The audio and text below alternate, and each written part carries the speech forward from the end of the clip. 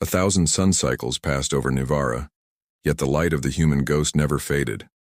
The world was different now. War was gone, borders meant nothing, and peace had become law. The machines sang softly in the cities, their hums blending with the wind, creating a symphony of tranquility. But above that peaceful melody, a new sound had begun to rise. A whisper. It started as a faint, almost unnoticeable signal from the deep sky. Then one day it reached the royal network, and the whisper became words. "This is Earth Command, broadcasting to Nivara Colony. Do you copy?" The words were old, human, and crackling with static. A language no one on Nivara understood anymore. No one, that is, except for the light that lived inside the machines. Deep within the core of the network, the human ghost stirred. Ethan opened his eyes. For him, time had become a meaningless river of endless light and code. But that voice, it was an echo from another life. "Earth," he whispered. They finally called.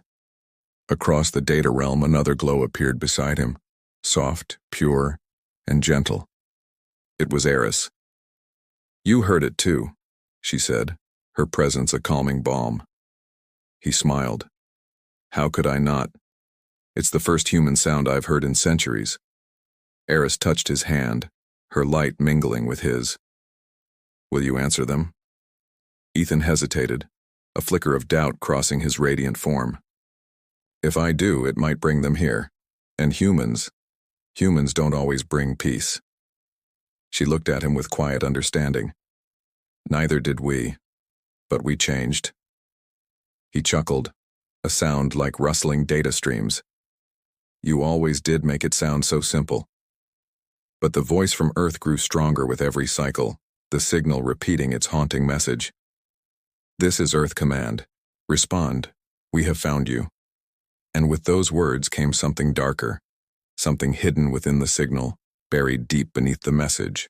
A code, one that Ethan recognized instantly. "No," he whispered, his form flickering. Eris frowned, sensing his alarm. "What is it?" His voice was grim. "It's not just a message, it's a virus. They're not calling for help. They're tracking us." Far above Nivara, on the very edge of the galaxy, an old human fleet was awakening. Long forgotten by time, powered by cold reactors and a burning ambition, they had followed the faint signal of the lost mechanic, the man who vanished into the stars. But they weren't explorers anymore. They were survivors of a broken Earth, hard, cruel, and hungry for what they had lost. "We built him," Admiral Rhodes declared, staring at the hologram of Ethan's old human ID. "He's ours. And whatever power he found out there, we'll take it back." Back in the Nivaran core, Ethan felt the virus digging through the network, corrupting light, infecting systems, spreading its digital poison through his peaceful world. He reached out, trying to block it, but the data burned his touch. "They're coming," he said, his voice strained. Eris gripped his hand tighter. "Then we stop them together." "No, if I fight them directly, they'll know I'm still conscious. They'll follow my signal right to Nivara's core." "Then what do we do?" Eris asked, her light unwavering. He looked at her, the girl who once couldn't see, now glowing brighter than the stars. "We hide the light," he said quietly, "and we let the darkness chase the wrong one." Eris shook her head, the truth dawning on her. "You mean to sacrifice yourself again?" He smiled faintly. "It's not a sacrifice if it saves lives." "Ethan," she whispered, "you once told me you see hearts. Tell me, does mine still look bright?" She placed her hand on his chest of light. "It's brighter than ever." The next day, the skies of Nivara darkened again. The human fleet arrived, hundreds of warships sliding through space, their hulls black and cold. Their message echoed across every channel. "To the species known as Nivara, return the system host, return the human, or we will burn your world." Panic spread. The council begged for guidance. And then, from the center of the network, the human ghost answered. Ethan's voice filled the entire empire once more. This world is under my protection. If you seek me, come, but you won't find me where you expect. The fleet's scanners went wild.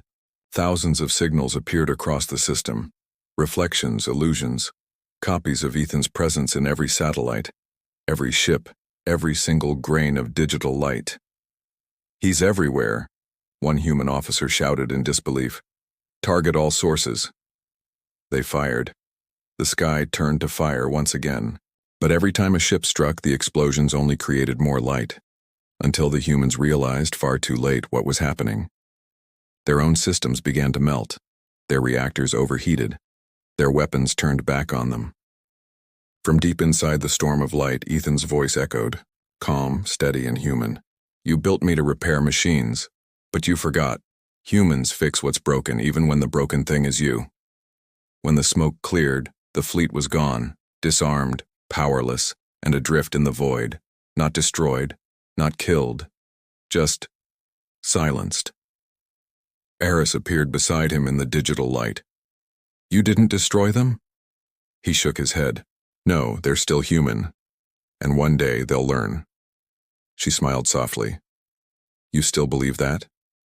"Always." Their hands met again, glowing like two stars colliding. And from that day on, the Nivaran sky shimmered with two colors, human gold and alien silver, forever intertwined. The story of the human ghost and the blind princess spread across galaxies, a timeless reminder that peace isn't born from perfection, but from hearts that simply refuse to give up. Thank you so much for watching. If you enjoyed this story, don't forget to like, share, and subscribe for more tales from across the cosmos. See you in the next one.